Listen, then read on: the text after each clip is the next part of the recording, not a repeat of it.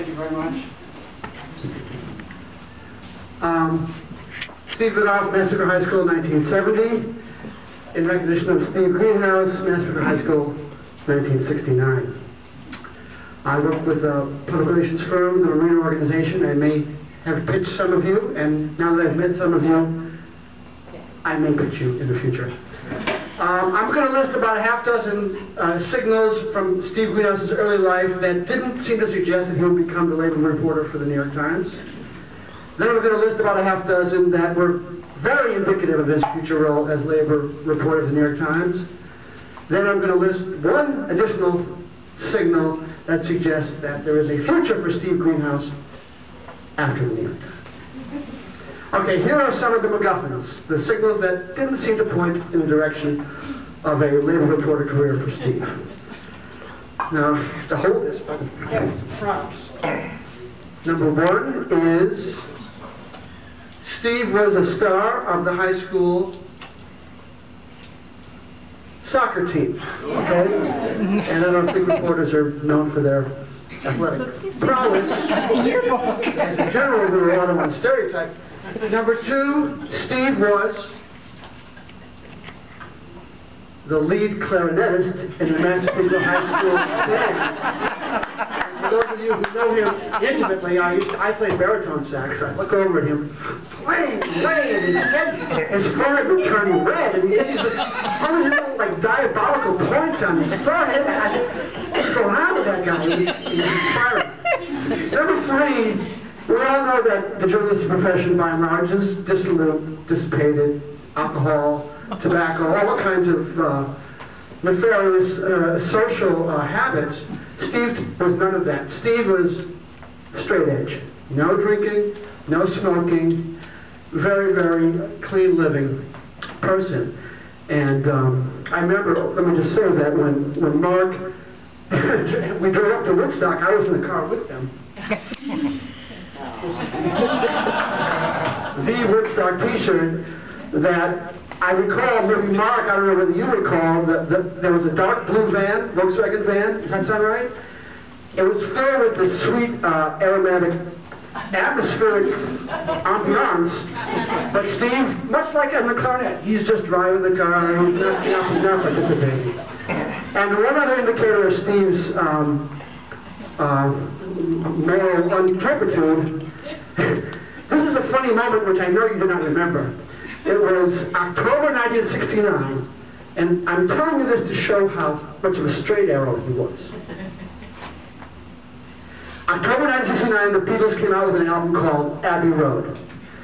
Steve came running down the stairs and said, "Oh my God, did you see what the Beatles did?"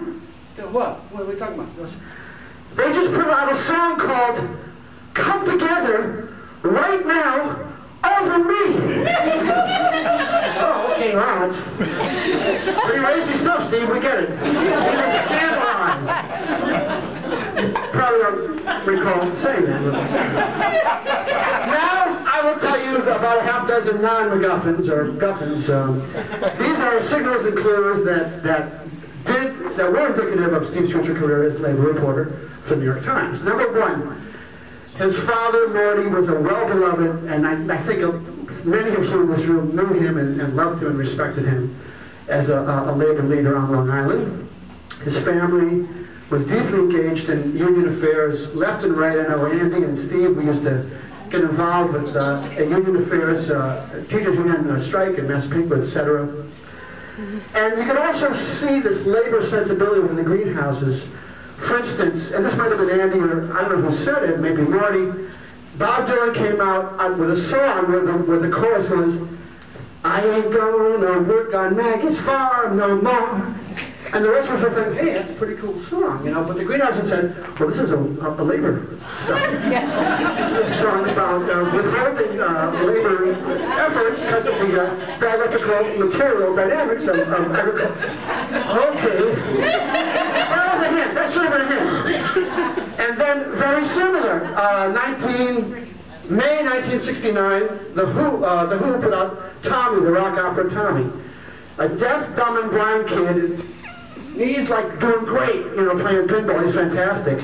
And the rest of us were saying, wow, that's a pretty cool song, you know? The greenhouses go, well, you can see, this is clearly the workers' alienation. The working class, because they don't really own the means of production, even if they're deaf, dumb, we get it, greenhouses, we are, blah, blah, blah. And even more indicative of Steve's professional fate, and this is, I think, literally true. Massapequa High School, we had the general office. He was the only kid in school that had a daily subscription to the New York Times. Only kid. Had to be the only one, maybe one or two others. So you walk by the general office, you'd see the Times sitting there. It's greenhouses. And the other indication of Steve's journalistic future was his role as, you know, the New York Times, a very establishmentarian mainstream press. Well, back in Massapequa, the mainstream press, we were the Massapequa Chiefs, was represented by Chief Chat, the compellingly named mainstream establishmentarian newspaper of Massapequa High School, which Steve was an editor. Now here's the indicator that Steve may land on his feet even in the post-Times era of his distinguished career.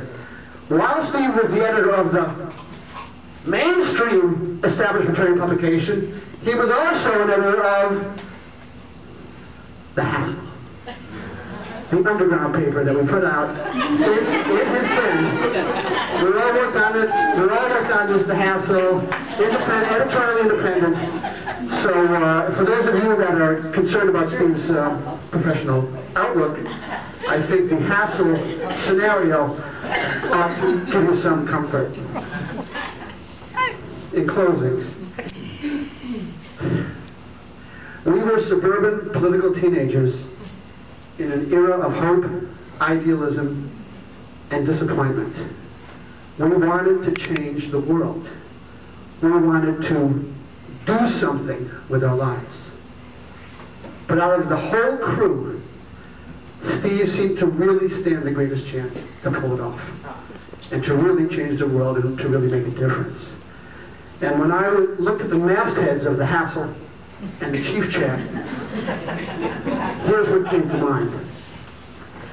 All the people we used to know, they're an illusion to me now. Some are mathematicians, some are carpenters' wives.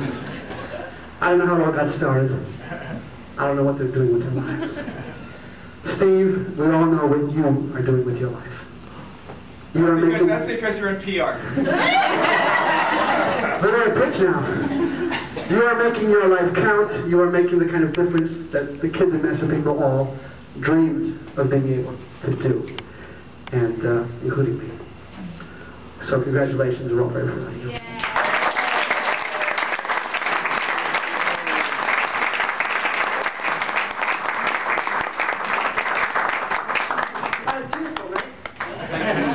Okay, so